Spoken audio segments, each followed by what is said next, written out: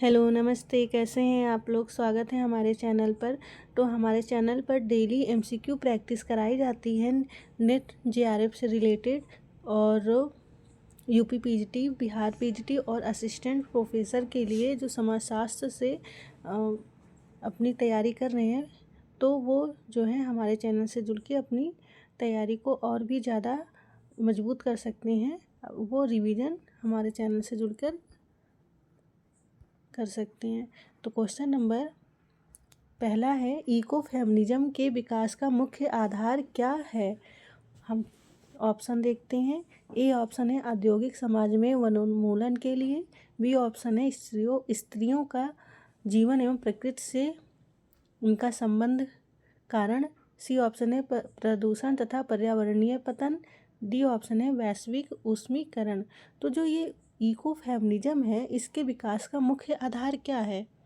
इन चारों ऑप्शन में से एक राइट ऑप्शन है, तो इसका राइट ऑप्शन क्या होगा, बी ऑप्शन। ठीक है, स्त्रियों का जीवन एवं प्रकृति से उनका संबंध ही क्या है, इको फेमिनिज्म। ठीक है, तो क्वेश्चन नंबर फर्स्ट का क्या राइट आंसर है, बी ऑप्शन हमारा यहाँ पर करेक्ट हो जाएगा। फिर हम आते हैं क्वेश्चन नंबर 2 पर। क्वेश्चन नंबर 2 क्या है, भारत में लिंग तथा विकास पर परिप्रेक्ष्यों का सही अनुक्रम बताइए। ऑप्शन दिया गया है, 4 ऑप्शन है। ए ऑप्शन है कल्याण सशक्तिकरण विकास। बी ऑप्शन है सशक्तिकरण विकास कल्याण। डी ऑप्शन है, सी ऑप्शन है विकास कल्याण सशक्तिकरण। डी ऑप्शन है कल्याण विकास सशक्तिकरण। तो इसका राइट आंसर क्या होगा, तो भारत में लिंग तथा विकास के परिप्रेक्ष्यों का सही अनुक्रम है डी ऑप्शन। ठीक है, कल्याण विकास और सशक्तिकरण। ठीक है, कल्याण विकास और सशक्तिकरण ही जो है भारत में लिंग तथा विकास के परिप्रेक्ष्यों में सही अनुक्रम माना जाता है। तो क्वेश्चन नंबर 2 का डी ऑप्शन हमारा यहाँ पर करेक्ट हो जाएगा। आते हैं नेक्स्ट क्वेश्चन पर। हमारा नेक्स्ट क्वेश्चन क्या है, क्वेश्चन नंबर 3 है। ये कथन और कारण वाले क्वेश्चन है। कथन है, महिला एवं विकास नीति संरक्षणात्मक विभेदीकरण कहलाती है। तो आर क्या दिया है इसका, यह केवल स्त्रियों के लिए लाभदायक है। तो इसका राइट ऑप्शन क्या होगा, हम 4 ऑप्शन देखते हैं। ए ऑप्शन है ए सत्य है और आर असत्य है। बी ऑप्शन है ए और आर दोनों असत्य है। सी ऑप्शन है ए सत्य है और आर असत्य है और आर ए की सही व्याख्या नहीं है। डी ऑप्शन क्या है, डी ए और आर दोनों सत्य हैं। तो इसका करेक्ट ऑप्शन क्या होगा, करेक्ट आंसर हो जाएगा, इसका राइट आंसर होगा बी ऑप्शन। ठीक है, ए और आर दोनों सत्य हैं। जो महिला एवं विकास, ये जो कथन है महिला एवं विकास नीति संरचनात्मक विभेदीकरण कहलाती है, तो ये गलत बात है। ठीक है, महिला एवं बाल विकास नीति संरचनात्मक विभेदीकरण नहीं कहलाती है। ठीक है, तो ये गलत है और यह केवल स्त्रियों के लिए लाभदायक है, ये भी बात गलत है। तो क्वेश्चन नंबर 3 का क्या राइट ऑप्शन होगा, तो हमारा यहाँ पे बी ऑप्शन राइट हो जाएगा। ठीक है, कथन जो है ए ये भी गलत है, असत्य है, और आर जो कारण दिया गया है ये भी असत्य है। तो दोनों ही कथन यहाँ पर, कथन और कारण दोनों ही असत्य हो जाएगा। तो क्वेश्चन नंबर 3 का बी ऑप्शन हमारा यहाँ पर करेक्ट होगा। फिर हम आते हैं क्वेश्चन नंबर 4 पर। क्वेश्चन नंबर 4 क्या है, मोस्ट इम्पॉर्टेंट क्वेश्चन है। ठीक है, ए ऑप्शन, प्रजनन शक्ति के निर्धारकों की किसने विस्तार से व्याख्या की है। ऑप्शन दिया गया है, ए ऑप्शन है कार्ल मार्क्स। बी ऑप्शन है किंग्सले डेविस तथा जूडिथ ब्लैक। सी ऑप्शन है डबलडे। डी ऑप्शन है पीटर बर्गर। तो इसका करेक्ट ऑप्शन क्या होगा, तो क्वेश्चन नंबर 4 का राइट आंसर होगा बी ऑप्शन। ठीक है, किंग्सले डेविस और जूडिथ जो ब्लैक हैं, ये महोदय, इन दोनों महोदयों ने ये जो प्रजनन शक्ति के निर्धारकों की जो है विस्तार से व्याख्या की है। तो क्वेश्चन नंबर 4 का बी ऑप्शन हमारा यहाँ पर करेक्ट हो जाएगा। गाइज, आप लोग लाइक सब्सक्राइब और शेयर अवश्य करें, ताकि जिनको रिवीजन क्लास की ज़रूरत है उन तक ये वीडियोज़ पहुँच सके। तो क्वेश्चन नंबर 4 का बी ऑप्शन हमारा यहाँ पर करेक्ट हो जाएगा। फिर हम आते हैं क्वेश्चन नंबर 5 पर। क्वेश्चन नंबर 5 क्या है, जनसंख्या का अध्ययन करने के लिए सामाजिक केशिका को सोशल कैपिलरिटी की अवधारणा का उपयोग किसने किया है? ऑप्शन हम देखते हैं, 4 ऑप्शन है। ए ऑप्शन है थॉमस माल्थस, सी ऑप्शन है डेविड हार्डीमैन, बी ऑप्शन है हर्बर्ट स्पेंसर, डी ऑप्शन है डी डीमो। तो ये जो सामाजिक केशिका है, सोशल कैपिलरिटी, ये कॉन्सेप्ट किसने दिया है? ये कॉन्सेप्ट दिया है डी ड्यूमो महोदय, ठीक है, ड्यूमो ने, ठीक है। तो क्वेश्चन नंबर 5 का डी ऑप्शन यहाँ पर करेक्ट हो जाएगा। तो फिर हम आते हैं क्वेश्चन नंबर 6 पर। मोस्ट इम्पॉर्टेंट क्वेश्चंस, ये जो है पॉपुलेशन से, जनसंख्या टॉपिक से ये क्वेश्चंस पूछे जाते हैं और अधिकतर क्वेश्चन आपको यहाँ पर अभी तक पॉपुलेशन से संबंधित क्वेश्चन ही देखने को मिले हैं। तो कभी कभार जो है क्वेश्चन पेपर हमारे किसी एक टॉपिक को उठाकर कई क्वेश्चंस उसमें बना लिए जाते हैं। तो क्वेश्चन नंबर 6 है essay on the principle of population. इसलिए जो है हमें सारे टॉपिक्स को बहुत ही ध्यान में रखकर कवर करना चाहिए, ठीक है।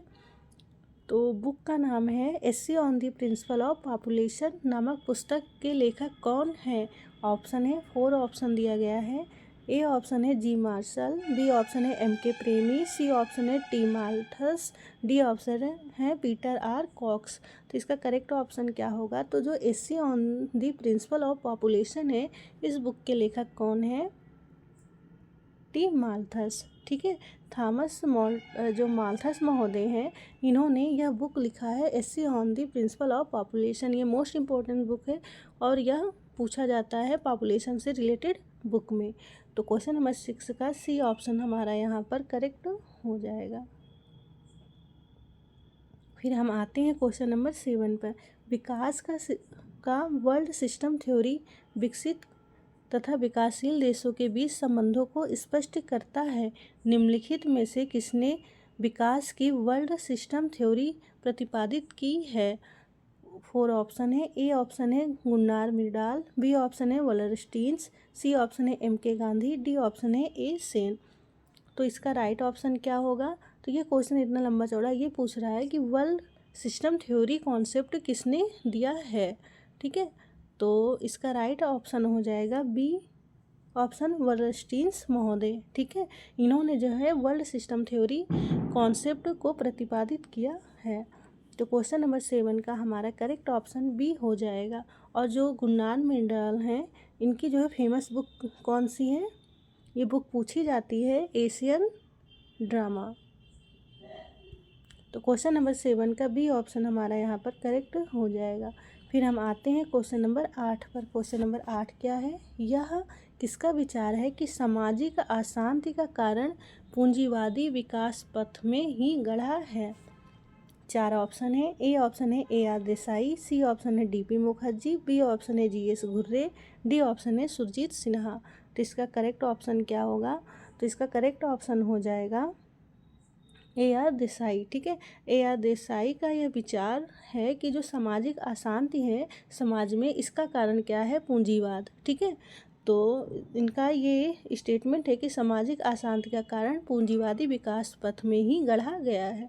तो क्वेश्चन नंबर 8 का ए ऑप्शन हमारा यहाँ पर करेक्ट हो जाएगा। फिर हम आते हैं क्वेश्चन नंबर 9 पर। क्वेश्चन नंबर 9 है भारत में प्रबंधन में कर्मकारों की सहभागिता का कौन सा मॉडल कार्य कर रहा है? ए ऑप्शन है गुणवत्ता सर्किल्स, बी ऑप्शन है संयुक्त परामर्श, सी ऑप्शन है सह निर्धारण, डी ऑप्शन है स्व प्रबंध। तो इसका करेक्ट ऑप्शन क्या होगा?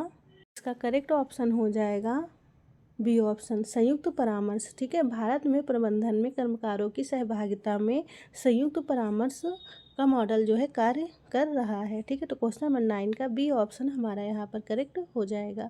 और गाइज ये जितने भी सीरीज ये क्वेश्चंस हैं इस सीरीज में, ये जो है दिसंबर 2012 का PYQ है, ठीक है। तो आप लोग जो है कनेक्ट होकर जो है सारे क्वेश्चन साथ में सॉल्व करें।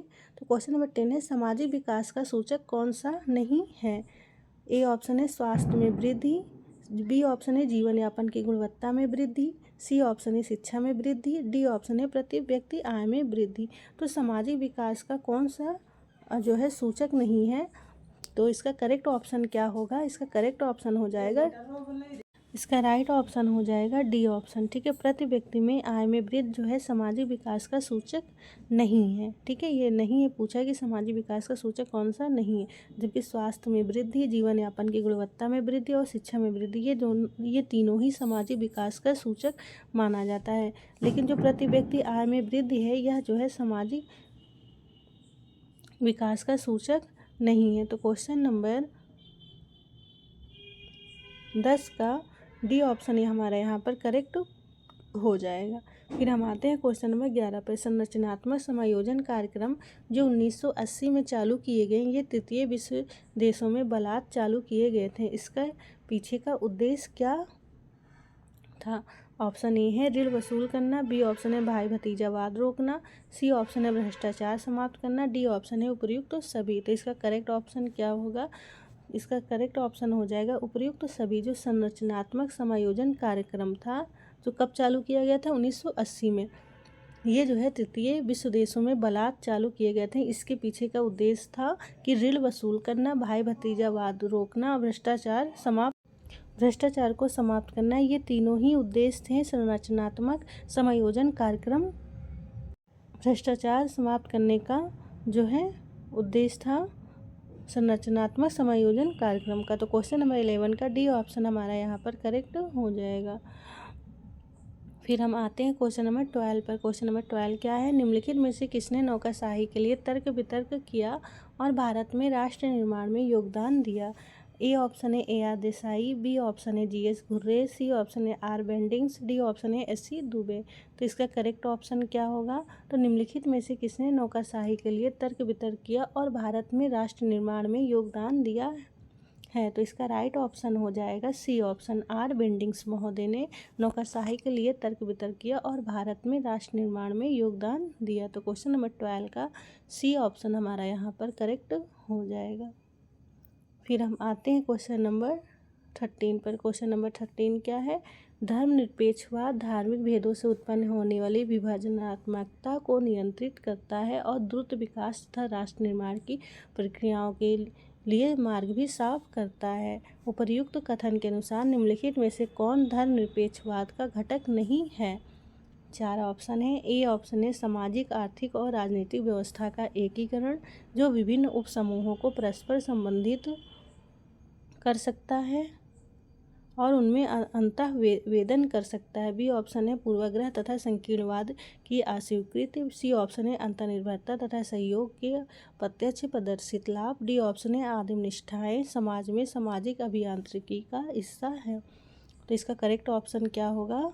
D option. ठीक है, यह जो है क्वेश्चन नंबर 13 का डी ऑप्शन हमारा यहाँ पर जो है करेक्ट हो जाएगा। आदिम निष्ठाएं समाज में सामाजिक अभियांत्रिकी का हिस्सा है, यह जो है धर्मनिरपेक्षवाद का घटक नहीं है। तो क्वेश्चन नंबर 13 का डी यहाँ पर करेक्ट ऑप्शन हो जाएगा। फिर हम आ जाते हैं कथन और कारण वाले क्वेश्चन पर। अभी कथन ए है धर्मनिरपेक्षीकरण की अवधारणा का जिस प्रकार से भारतीय संविधान में उपयोग किया है उसका तात्पर्य है कि राज्य किसी भी धर्म का संरक्षण नहीं देता है। आर क्या कह रहा है? आधुनिक समाज में धर्म का कोई महत्व नहीं है। 4 कोट दिए गए हैं इसके।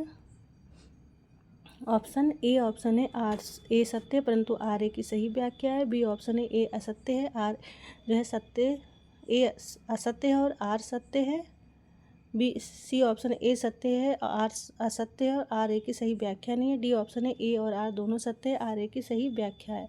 तो इसका करेक्ट ऑप्शन क्या होगा? इसका सही ऑप्शन क्या होगा? इसका सही ऑप्शन हमारा यहाँ पर हो जाएगा सी ऑप्शन। ठीक है, जो ये धर्मनिरपेक्षीकरण की अवधारणा है जिस प्रकार ने भारतीय संविधान में उपयोग किया है जो उसका तात्पर्य है कि राज्य किसी भी धर्म को संरक्षण नहीं देता है, ये जो है राइट है। ठीक है, भारतीय संविधान में धर्मनिरपेक्ष शब्द है यह किस संशोधन में जोड़ा गया था? 42वें संविधान संशोधन में। ठीक है, ये याद कर लीजिएगा आप। और इसका धर्म का संरक्षण नहीं देता है, ये जो है कथन करेक्ट है क्योंकि जो भारतीय संविधान है यह किसी एक धर्म को महत्व नहीं देता बल्कि यह जो है सभी धर्मों का समान व्यवहार करता है सभी धर्मों से। ठीक है, इन्होंने बराबर का अधिकार दिया है और बराबर सम्मान देता है सभी धर्मों का भारतीय संविधान। और कथन क्या दिया है कि कारण क्या है? आधुनिक समाज में धर्म का कोई महत्व नहीं है। ये गलत है। क्यों? क्योंकि आधुनिक समाज में धर्म का महत्व तो आप देख ही रहे होंगे आजकल के परिप्रेक्ष्य में। तो क्वेश्चन नंबर 14 का जो है राइट आंसर सी होगा। ठीक है, ए सत्य है और आर असत्य है और आर ए की सही व्याख्या नहीं है। सी ऑप्शन हमारा यहाँ पर करेक्ट हो जाएगा। क्वेश्चन नंबर 14 का सी ऑप्शन हमारा यहाँ पर करेक्ट हो जाएगा। देखिए, धर्म और जाति के नाम पर हमारे चुनाव किस तरह जीते जाते हैं, आप लोग ये प्रत्यक्ष ही देख रहे हैं। ठीक है, तो इसके बारे में क्या ही ज़्यादा एक्सप्लेन करना है। तो क्वेश्चन नंबर 14 का सी ऑप्शन हमारा करेक्ट हो जाएगा। तो ये बात गलत है कि आधुनिक समाज में धर्म का कोई महत्व नहीं है, महत्व है। फिर हम आते हैं 15 पर। क्वेश्चन नंबर 15 क्या है? यह किसका कथन है कि भारत में परिवर्तन की दिशा परंपरा उन्मुखीकरण से आधुनिकीकरण की ओर रैखिक विकासात्मक रूप से निरूपित करती है? 4 ऑप्शन है। ए ऑप्शन है एम.एन. श्रीनिवास, सी ऑप्शन है मिल्टन सिंगर, बी ऑप्शन है एस.सी. दुबे, डी ऑप्शन है योगेंद्र सिंह। तो इसका करेक्ट ऑप्शन क्या होगा? D option. ठीक है, डी ऑप्शन हमारा यहाँ पर करेक्ट हो जाएगा कि जो भारत में परिवर्तन है इसकी दिशा कैसी है? परंपरा से उन्मुखीकरण से आधुनिकीकरण की ओर और रैखिक विकासात्मक रूप से निरूपित होती हैं। तो क्वेश्चन नंबर 15 का डी ऑप्शन हमारा यहाँ पर करेक्ट हो जाएगा। मोस्ट इम्पोर्टेंट स्टेटमेंट है जो योगेंद्र सिंह का पूछा जाता है। इनकी कुछ बुक्स हैं और ये स्टेटमेंट जो है पूछा जाता है एग्ज़ाम में। तो question number most important question constitution से रिलेटेड, भारतीय संविधान के किस अनुच्छेद के अंतर्गत शिक्षा का अधिकार मौलिक अधिकारों के रूप में लागू किया गया था? ऑप्शन है ए ऑप्शन है अनुच्छेद 14, बी ऑप्शन है अनुच्छेद 21, सी ऑप्शन है अनुच्छेद 21A, डी ऑप्शन है अनुच्छेद 16। तो जो शिक्षा का अधिकार मौलिक अधिकार है इसे लागू किया था 21A में। ठीक है, 21A। तो क्वेश्चन नंबर 16 का सी ऑप्शन हमारा यहाँ पर करेक्ट हो जाएगा। फिर हम आते हैं 17 नंबर पर। क्वेश्चन नंबर 17 क्या है? किसी समिति ने पंचायती राज के लिए 3 स्तरीय व्यवस्था की सलाह दी। तो इसका करेक्ट ऑप्शन क्या होगा? ए ऑप्शन है बलवंत राय मेहता समिति, बी ऑप्शन है अशोक मेहता समिति, सी ऑप्शन है संगमा समिति, डी ऑप्शन है संसदीय समिति। तो इसका करेक्ट ऑप्शन क्या होगा? बहुत ही इजी क्वेश्चन है, फूलों वाला। तो 3 स्तरीय सामाजिक व्यवस्था का 3 स्तरीय व्यवस्था पंचायत राज के लिए किसने दिया है? बलवंत राय मेहता महोदय, बलवंत राय मेहता समिति। ठीक है, समिति। तो क्वेश्चन नंबर 17 का ए ऑप्शन हमारा यहाँ पर करेक्ट हो जाएगा। फिर हम आते हैं क्वेश्चन नंबर 18 पर।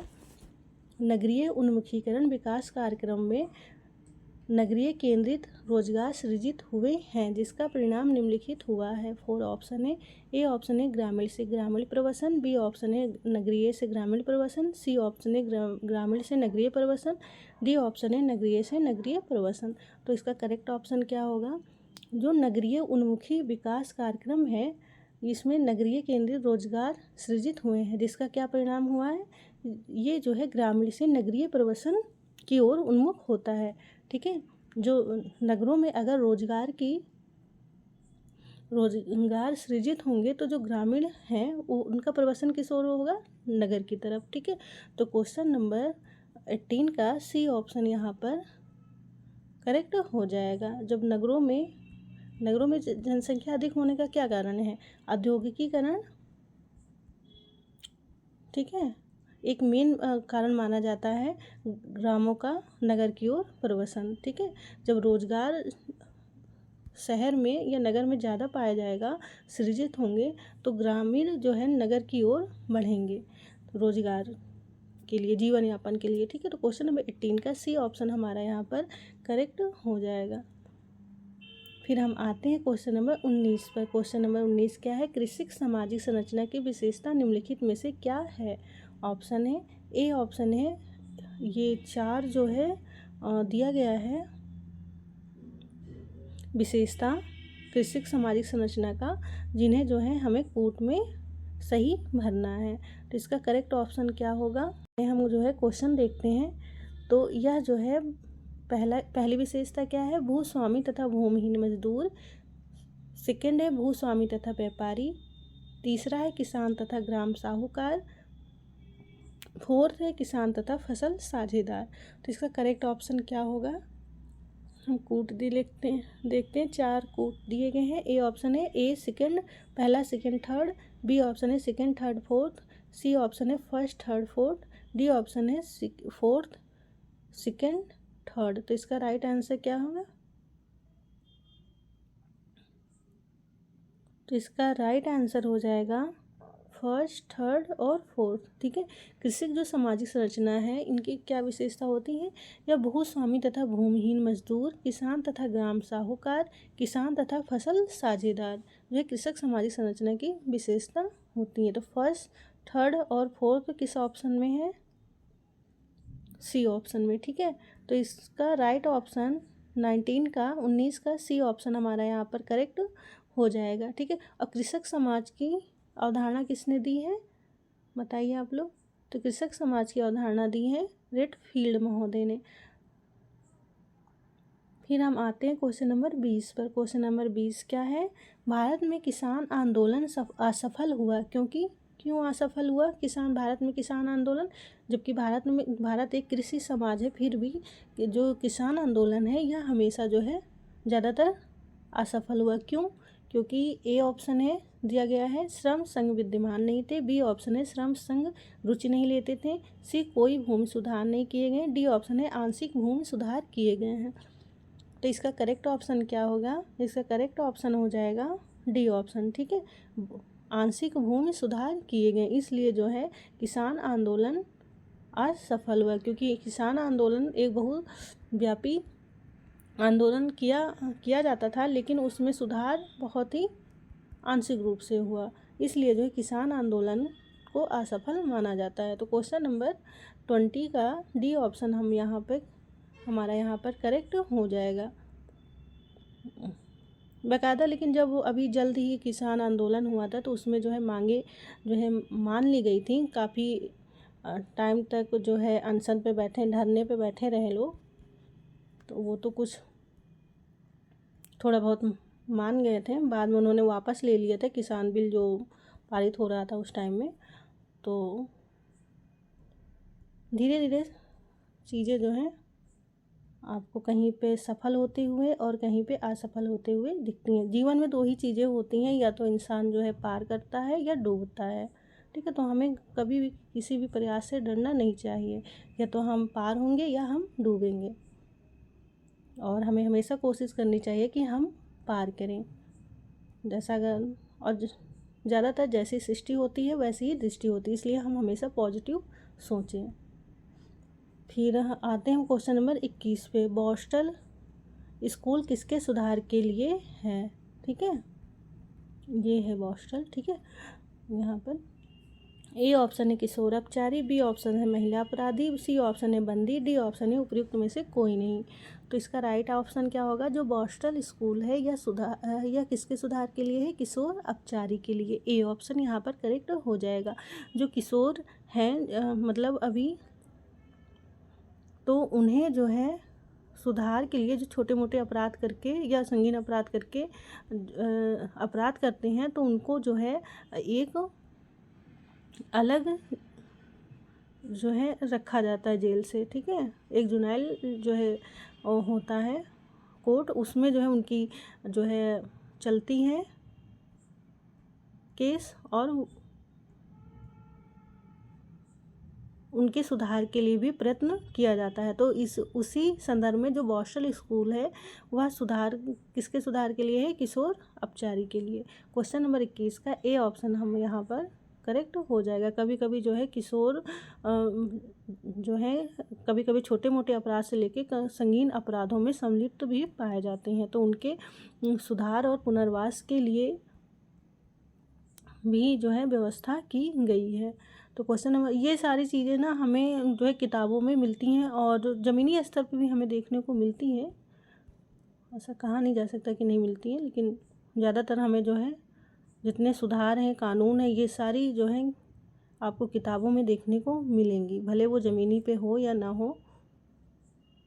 क्वेश्चन नंबर 22 है परिवीक्षा, इसीलिए जागरूक होना जरूरी है। अगर आप जो है पढ़ेंगे, जागरूक रहेंगे तो आप अपने अधिकार जानेंगे और आप अधिकार आप हक से मांगेंगे, आप अपनी बात रखेंगे, इसलिए पढ़ना बहुत ज़रूरी है। क्वेश्चन नंबर 22 है परिवीक्षा और प्रतिबंध करामुक्ति पैरोल किस प्रकार का दंड है? ए ऑप्शन है निवारण दंड, बी ऑप्शन है प्रतिकारी दंड, सी ऑप्शन है कारावाह उपचार, डी ऑप्शन है उपयुक्त में से कोई नहीं। तो इसका करेक्ट ऑप्शन क्या होगा? परिवीक्षा और प्रतिबंध जो करामुक्ति पैरोल है यह किस प्रकार का दंड है? कारावाह उपचार। तो क्वेश्चन नंबर 22 का सी ऑप्शन हमारा यहाँ पर करेक्ट हो जाएगा। फिर हम आते हैं क्वेश्चन नंबर 23 पर। सिगरेट, बीड़ी, तंबाकू, सिगार इत्यादि से सेवन के किस प्रकार का मादक द्रव्य प्राप्त होता है? ए ऑप्शन है मूर्छाधारी दवाएं, मूर्छाकारी दवाएं, बी ऑप्शन है निकोटिन, सी ऑप्शन है उपशामक औषधि सीडेटिव्स, डी ऑप्शन है विभ्रांति मूलक औषधि। तो इसका करेक्ट ऑप्शन क्या होगा? तो यह जो है किस तरह की क्वेश्चन है?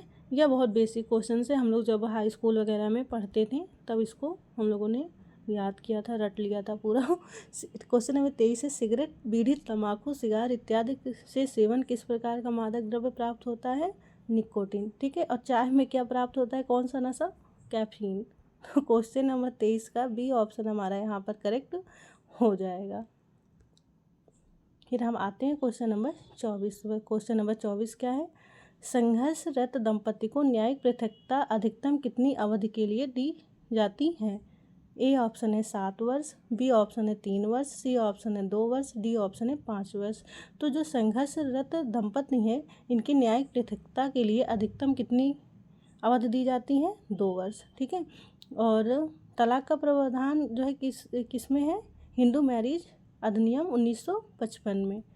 ठीक है। कौन सी धारा में? धारा 10 में। तो क्वेश्चन नंबर 24 का यहाँ पे राइट ऑप्शन हो जाएगा 2 वर्ष। ठीक है। 2 वर्ष उनको टाइम पीरियड दिया जाता है संघर्षरत दंपति को जिनको न्यायिक पृथकता की आवश्यकता होती है।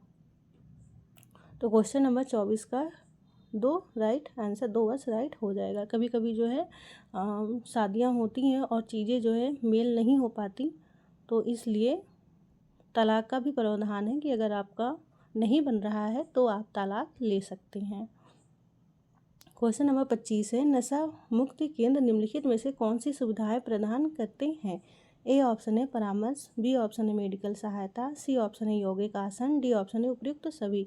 लेकिन तलाक का प्रावधान बहुत इजी नहीं है, आपको बहुत ईजिली से नहीं मिल सकता। उसके लिए आपको आपके जो है कुछ शर्तें और कंडीशन होती हैं। ठीक है। उसी के आधार पर अगर वो चीज़ें पाई जाएंगी तभी आपका तलाक होगा। इसीलिए जो है तलाक बहुत इजी नहीं है।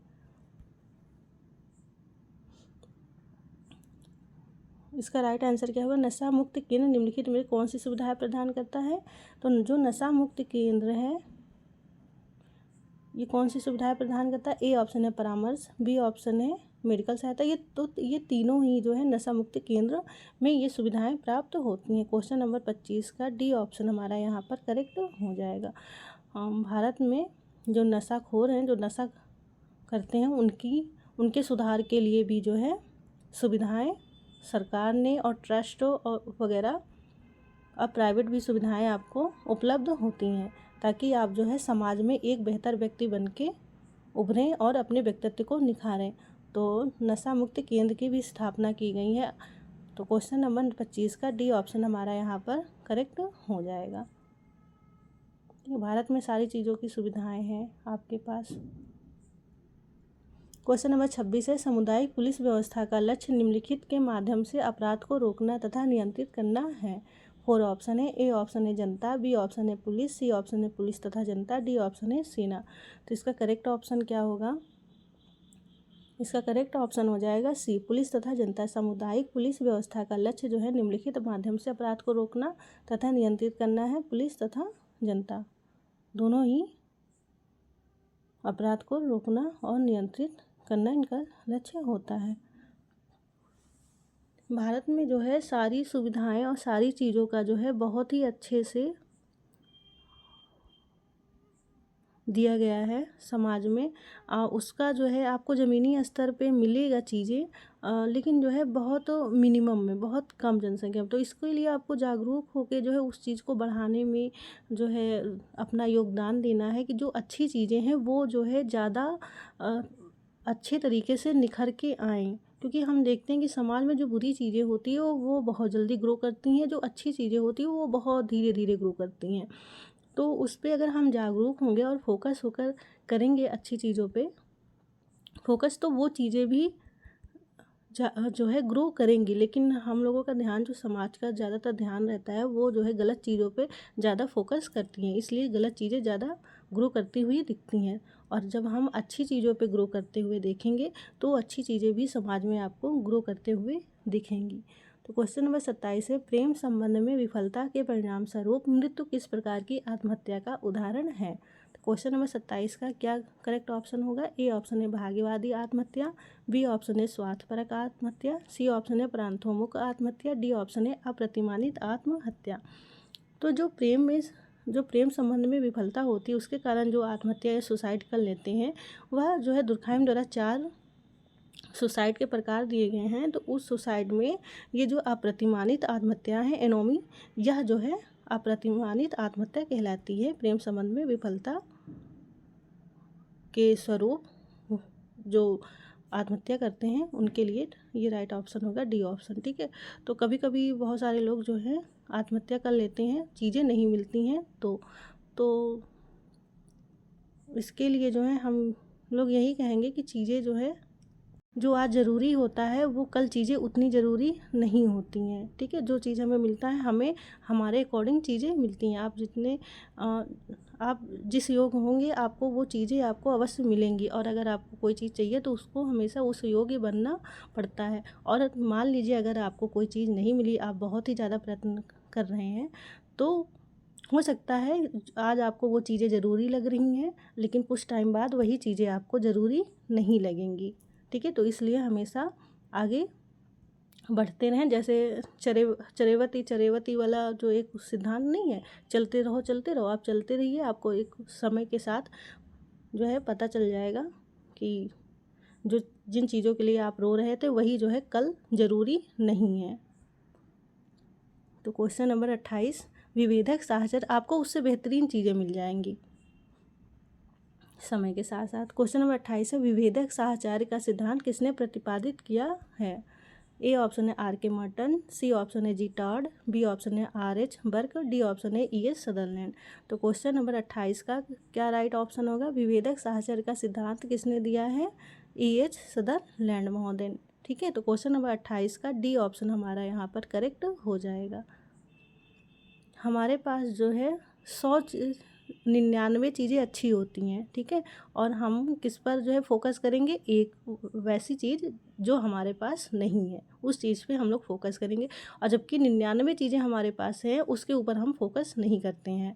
तो हमें क्या चाहिए कि जो हमारे पास 99 चीज़ें हैं हम उस पर फोकस करें। ठीक है, जो चीज़ें हमारे पास नहीं है उसके लिए रोने का क्या फ़ायदा है। तो हमारे पास जो है हम उसको ही उस पर फोकस करें और उसको और भी अच्छी चीज़ें करने में कोशिश करते रहें, तो वो चीज़ें फिर आपको बढ़ते हुए 1000 गुनी दिखेगी चीज़ें। ठीक है, फिर आते हैं हम क्वेश्चन नंबर 29 पर। विलेज कंपोस्ट पिट तथा उसकी असफलता पर प्रोफेसर एस सी दुबे के अध्ययन का कारण है। ए ऑप्शन है जाति तथा लिंग की असमानता, बी ऑप्शन है धार्मिक असमंजस, सी ऑप्शन है अंतःपीढ़ीगत संघर्ष, डी ऑप्शन है उपयुक्त में से कोई नहीं। तो इसका करेक्ट ऑप्शन क्या होगा। तो जो विलेज कंपोस्ट पिट था, ये पिट है, ठीक है, ये उसकी असफलता पर जो प्रोफेसर एस सी दुबे ने अध्ययन किया उसका क्या कारण था। जो विलेज कंपोस्ट जो पिट था उस पर जो है किसने अध्ययन किया था, प्रोफेसर एस सी दुबे ने। ठीक है, और उसकी असफलता का कारण क्या था, विलेज कंपोस्ट पिट का जाति तथा लिंग की असमानता। ठीक है, तो क्वेश्चन नंबर 29 का ए ऑप्शन हमारा यहाँ पर करेक्ट हो जाएगा। फिर हम आते हैं क्वेश्चन नंबर 30 पर। क्वेश्चन नंबर 30 क्या है, स्वास्थ्य तथा शारीरिक क्रियाशीलता बनाए रखने के लिए आवश्यक मूलभूत संसाधनों के अभाव के साथ किस प्रकार की निधनता से संबंधित किया जा सकता है। ए ऑप्शन है पूर्ण निर्धनता, बी ऑप्शन है सापेक्षिक निर्धनता, सी ऑप्शन है निर्धनता की संस्कृति, डी ऑप्शन है प्रवर्तित निर्धनता। तो इसका करेक्ट ऑप्शन क्या होगा? इसका करेक्ट ऑप्शन हो जाएगा पूर्ण निर्धनता। ठीक है, स्वास्थ्य तथा शारीरिक क्रियाशीलता बनाए रखने के लिए आवश्यक मूलभूत संसाधनों के अभाव के साथ किस प्रकार की निर्धनता से संबंधित किया जा सकता है? पूर्ण निर्धनता का। ठीक है, आवश्यक मूलभूत संसाधनों का अभाव जो है पूर्ण निर्धनता कहलाती है। तो क्वेश्चन नंबर 30 का ए ऑप्शन यहाँ पर हमारा राइट करेक्ट हो जाएगा। और निर्धनता की संस्कृति ये कॉन्सेप्ट किसने दिया है? ऑस्कर लेविस महोदय। तो क्वेश्चन नंबर 30 का ए ऑप्शन हमारा यहाँ पर करेक्ट है। फिर हम आते हैं क्वेश्चन नंबर 31 पर। कौन सा परिप्रेक्ष्य इस मान्यता पर आधारित है कि भारतीय समाज अद्वितीय है और भारतीय समाजी संस्थाओं को मूल कृतियों के द्वारा बेहतर समझा जा सकता है? ऑप्शन है 4 ऑप्शन। ए ऑप्शन है उपाश्रयण, बी ऑप्शन है भारतीय विद्याधन, सी ऑप्शन है सभ्यता संबंधी, डी ऑप्शन है संरचनात्मक प्रकार्यात्मक। तो इसका करेक्ट ऑप्शन कौन सा होगा? ये चारों ही परिप्रेक्ष्य है इस परिप्रेक्ष्य से जो है समाज का अध्ययन किया गया है। जो है सभी थिंकरों ने अलग अलग परिप्रेक्ष्य से समाज का अध्ययन किया है। तो इसका राइट आंसर क्या हो जाएगा? भारतीय समाज अद्वितीय है और भारतीय समाजी संस्थाओं को मूल कृतियों द्वारा बेहतर समझा जा सकता है। किस परिप्रेक्ष्य से? भारतीय विद्या अध्ययन के द्वारा। ठीक है, तो क्वेश्चन नंबर 31 का बी ऑप्शन हमारा यहाँ पर करेक्ट हो जाएगा। फिर हम आ जाते हैं क्वेश्चन नंबर 32 पर। मोस्ट इम्पोर्टेंट क्वेश्चन है ये। ठीक है, ये बहुत ही महत्वपूर्ण प्रश्न है। यह किसका मत है कि शुद्ध तथा अशुद्ध के बीच मूलभूत विरोध की धारणा जाति प्रथा का प्रमाण चिन्ह है? तो इसका करेक्ट ऑप्शन क्या होगा? 4 ऑप्शन है। ए ऑप्शन है एम.एन. श्रीनिवास, बी ऑप्शन है लुइस ड्यूमो, सी ऑप्शन है सुजीत सिन्हा, डी ऑप्शन है B.R. अम्बेडकर। तो इसका करेक्ट ऑप्शन क्या होगा? शुद्ध तथा अशुद्ध के बीच मूलभूत विरोध की धारणा किसने दिया है? लुइस ड्यूमो महोदय। क्वेश्चन नंबर 32 का बी ऑप्शन हमारा यहाँ पर करेक्ट हो जाएगा। फिर हम आते हैं क्वेश्चन नंबर 33 पर। इनके बोस के अनुसार भारतीय सभ्यता का विकास निम्नलिखित में से किसका परिणाम है? ठीक है, 4 जो है यहाँ पर परिणाम दिए गए हैं भारतीय सभ्यता विकास के। ठीक है, अकॉर्डिंग टू इनके बोस। ठीक है, तो इनके बोस ने जो समाज का अध्ययन किस रूप में किया है? सभ्यतावादी परिप्रेक्ष्य से इन्होंने अध्ययन किया है। तो क्वेश्चन नंबर 33 का 4 हम परिणाम देख लेते हैं सभ्यता के विकास का। एक है युद्ध के बार बार अनुभव जिसने राष्ट्रीयता की भावना को और प्रवृत्त किया। सेकेंड है तुलनात्मक रूप से शांतिपूर्ण स्थितियों में सांस्कृतिक अनेकवाद का पैटर्न।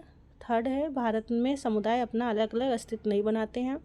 चौथा है सांस्कृतिक विविधता परंतु सभी समुदायों की पारस्परिक निर्भरता की आर्थिक संगठन का प्रोत्साहन देता है। इसका करेक्ट ऑप्शन क्या होगा? ये कूट भी दिया गया है, इसमें आपको कूट के द्वारा बताना है। ठीक है, पागल कर देंगे हम तब भी पढ़ेंगे। ठीक है, और राइट आंसर देंगे। तो इनके बोस के अनुसार भारतीय सभ्यता के विकास का परिणाम, इसका करेक्ट ऑप्शन हो जाएगा तुलनात्मक रूप से शांतिपूर्ण स्थितियों में सांस्कृतिक अनेकवाद का पैटर्न। ठीक है, तो जो भारतीय सभ्यता के विकास में जो भारतीय तुलनात्मक रूप से शांतिपूर्ण स्थितियों में सांस्कृतिक अनेकवाद का पैटर्न, मतलब यहाँ पर जो है बहुत सारे धर्मों के लोग एक साथ रहते हैं, जिससे जो है भारतीय सभ्यता के विकास का यह एक परिणाम है। सेकेंड, ठीक है, और क्या राइट हो जाएगा? सांस्कृतिक विविधता परंतु सभी समुदायों में पारस्परिक निर्भरता के आर्थिक संगठन को प्रोत्साहन देती है। ठीक है, समाज में जो भारतीय समाज है इसमें जो है आपको सभी समुदाय के लोग, सभी धर्म और सभी समुदाय के लोग मिलते हैं, लेकिन जो पारस्परिक निर्भरता है इनकी, ये जो है आर्थिक संगठन को प्रोत्साहन देती हैं। तो सेकेंड और चौथा ये दोनों ही, दूसरा और चौथा ये दोनों ही का परिणाम है जिसकी वजह से भारतीय सभ्यता का विकास में यह अहम भूमिका निभाता है। तो सेकेंड, दूसरा और चौथा किसमें है? डी ऑप्शन में। ठीक है, डी ऑप्शन हमारा यहाँ पर करेक्ट हो जाएगा। आप लोग पॉज करके देख लीजिएगा या फिर आप लोग। फिर हम आते हैं क्वेश्चन नंबर 34 पर। क्वेश्चन नंबर 34 क्या है? ये फिर आ गया उसी क्वेश्चन को। शुद्धता और अशुद्धता वाली। यह किसका मत है कि शुद्ध तथा अशुद्ध के बीच मूलभूत विरोध की धारणा जाति प्रथा का प्रमाण चिन्ह है? तो इसका राइट ऑप्शन क्या होगा? B option, Louis Dumas. ठीक है, बहुत इजी क्वेश्चन है, हम लोग कई बार पढ़ चुके हैं। फिर हम आते हैं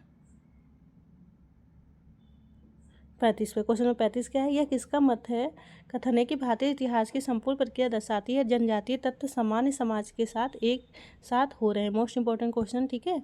यह जब हम पीएचडी एंट्रेंस देने गए थे तभी ये क्वेश्चन आया हुआ था। क्वेश्चन नंबर 35 है, राइट ऑप्शन क्या होगा? डी ऑप्शन, डी कौशाम्बी महोदय का यह जो है कथन है कि भारतीय इतिहास की संपूर्ण प्रक्रिया दर्शाती है जनजातीय तत्व सामान्य समाज एक साथ हो रहे हैं। तो क्वेश्चन नंबर 35 का बी ऑप्शन हमारा यहाँ पर करेक्ट हो जाएगा। फिर हम आते हैं क्वेश्चन नंबर 36 पर। यह कल ही कराया गया था ये क्वेश्चन, बताइए इसका राइट ऑप्शन क्या होगा? भारत के संपूर्ण समुदायों पर कार्य अर्थात पीपल ऑफ इंडिया प्रोजेक्ट की किसने पहल की थी? ए ऑप्शन है एन.के. बोस, सी ऑप्शन है योगेंद्र सिंह, बी ऑप्शन है के.एस. सिंह, डी ऑप्शन है एम.एन. श्रीनिवास। इसका राइट ऑप्शन क्या होगा? बी ऑप्शन, ठीक है। के.एस. सिंह महोदय ने पीपल ऑफ इंडिया प्रोजेक्ट की पहल की थी, ठीक है। फिर हम आते हैं क्वेश्चन नंबर 37 पर। क्वेश्चन नंबर 37 क्या है? कौन आधुनिकता को अधूरा या असमाप्त प्रोजेक्ट क्या समझता है? ए ऑप्शन है डेरिडा, बी ऑप्शन है Giddens, C option Althusser, D option है हैबरमास। तो इसका करेक्ट ऑप्शन क्या होगा? कौन आधुनिकता को अधूरा या असमाप्त प्रोजेक्ट समझता है? हैबरमास महोदय। तो क्वेश्चन नंबर 37 का डी ऑप्शन यहाँ पर करेक्ट हो जाएगा। फिर हम आते हैं क्वेश्चन नंबर 38 पे। क्वेश्चन नंबर 38 क्या है? उत्तर आधुनिकतावादियों के अनुसार आधुनिकता के कौन से विचार समाप्त या मृत समझे जाते हैं? 4 ऑप्शन है। ए ऑप्शन है तर्कणा, कारणा, तर्कसंगतता तथा प्रकृति, बी ऑप्शन है तर्कसंगतता, प्रगति तथा वस्तुनिष्ठता, सी ऑप्शन है वैधता, तर्कसंगतता तथा वस्तुनिष्ठता, डी ऑप्शन है वस्तुनिष्ठता और तर्कसंगतता और तर्कणा कारण, ठीक है। तो इसका करेक्ट ऑप्शन क्या होगा? इसका करेक्ट ऑप्शन हो जाएगा ए ऑप्शन, तर्कणा, कारण, तर्कसंगतता और प्रगति। यह जो है उत्तर आधुनिकतावादियों के अनुसार आधुनिकता के कौन से विचार समाप्त या मृत समझे जाते हैं? तर्कणा, तर्क संगतता और प्रगति, ठीक है। तो क्वेश्चन नंबर 38 का करेक्ट ऑप्शन होगा ए ऑप्शन। फिर हम आते हैं क्वेश्चन नंबर 39 पर। क्वेश्चन नंबर 39 क्या है? किसने ऐसी वैकल्पिक स्थिति वैकल्पिक समाज की कल्पना की है जिसमें वाणी वाक्य मंच को संचालित करना बंद कर देगी?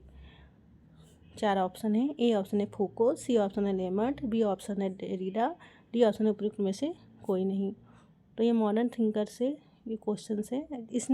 किसने ऐसी वैकल्पिक स्थिति वैकल्पिक समाज की कल्पना की है जिसमें वाणी वाक्य मंच को संचालित करना बंद कर देगी? तो ये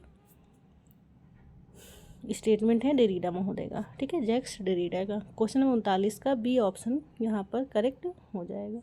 फिर हम आते हैं क्वेश्चन नंबर 40 पर। क्वेश्चन नंबर 40 क्या है? किसने भाषा तथा सामाजिक संस्थाओं की विरचना की है? 4 ऑप्शन है। ए ऑप्शन है डेरिडा, ये डेरिडा, ठीक है, बी गॉडलियर, सी ऑप्शन है फूको, डी ऑप्शन है स्मिथ। तो इसका करेक्ट ऑप्शन क्या होगा?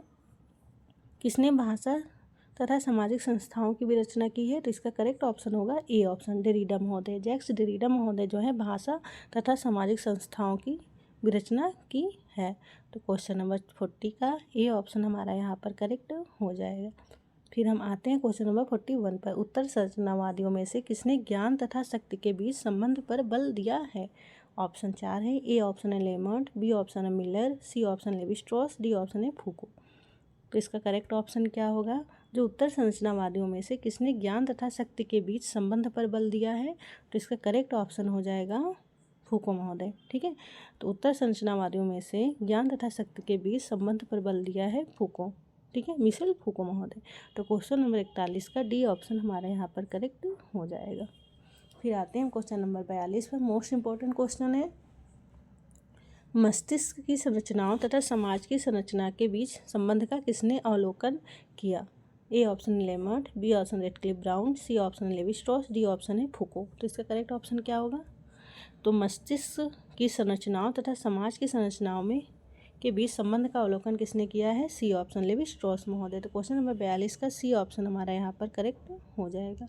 फिर हम आते हैं क्वेश्चन नंबर 43 पर। 9 मार्क्सवादियों में से किसने निश्चयपूर्वक कहा है कि परिपक्व मार्क्स किसी भी मानवीय स्वभाव में विश्वास नहीं करता था। ए ऑप्शन है हेबरमास, बी ऑप्शन है Harvey, C option Dahrendorf, D option है अल्थ्यूजर। तो इसका करेक्ट ऑप्शन क्या होगा? 9 मार्क्सवादियों में से किसने निश्चयपूर्वक कहा कि परिपक्व मार्क्स किसी भी मानवीय स्वभाव में? ऑप्शन हो जाएगा डी ऑप्शन, ठीक है, अल्थ्यूजर। अल्थ्यूजर जो है 9 मार्क्सवादी थिंकर हैं। इन्होंने कहा है कि जो निश्चयपूर्वक कहा है कि परिपक्व मार्क्स किसी भी मानवीय स्वभाव में विश्वास नहीं करता था। क्वेश्चन नंबर 43 का डी ऑप्शन हमारे यहाँ पर करेक्ट हो जाएगा। फिर हम आते हैं क्वेश्चन नंबर 44 पर। क्वेश्चन नंबर 44 क्या है? समीक्षात्मक सिद्धांतवादियों का कथन है कि, इन 4 ऑप्शन में से कौन सा कथन समीक्षात्मक सिद्धांतवादियों का है? ए ऑप्शन है आर्थिक निश्चयवाद, हम देखते हैं गलत था। बी ऑप्शन है आर्थिक निश्चयवाद, गलत नहीं था। सी ऑप्शन है आर्थिक निश्चयवाद गलत नहीं था परंतु सामाजिक जीवन के अन्य पहलुओं के साथ भी इसका सरोकार होना चाहिए। डी ऑप्शन है आर्थिक निश्चयवाद गलत था और इसे सामाजिक अन्य पहलुओं के साथ सरोकार रखना चाहिए। तो इसका राइट ऑप्शन क्या होना चाहिए? इसका राइट ऑप्शन होगा सी ऑप्शन, ठीक है। समीक्षात्मक सिद्धांतवादियों का कथन है कि जो आर्थिक निश्चयवाद है यह गलत नहीं था परंतु सामाजिक जीवन के अन्य पहलुओं के साथ भी तो इसका सरोकार होना चाहिए था, ठीक है। तो सिद्धांतवादियों का यह कथन है, ठीक है। तो क्वेश्चन नंबर 44 का सी ऑप्शन हमारा यहाँ पर करेक्ट हो जाएगा। फिर हम आते हैं क्वेश्चन नंबर 45 पर। क्वेश्चन नंबर 45 पर क्या है?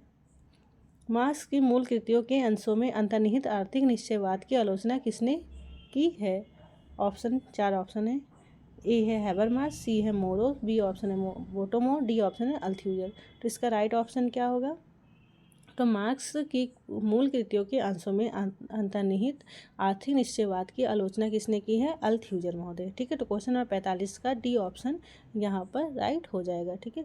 तो जो अल्थ्यूजर हैं इन्हें जो है मार्क्सवादी कहा जाता है और इन्होंने ही मार्क्स की मूल कृतियों में आर्थिक निश्चयवाद की जमकर आलोचना की है।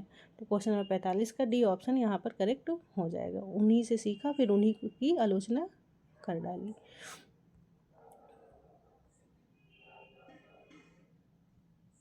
क्वेश्चन नंबर 46, प्रकार्यात्मक सिद्धांत के स्वसमीक्षात्मक तत्व के रूप में 9 प्रकारवाद की व्याख्या किसने की?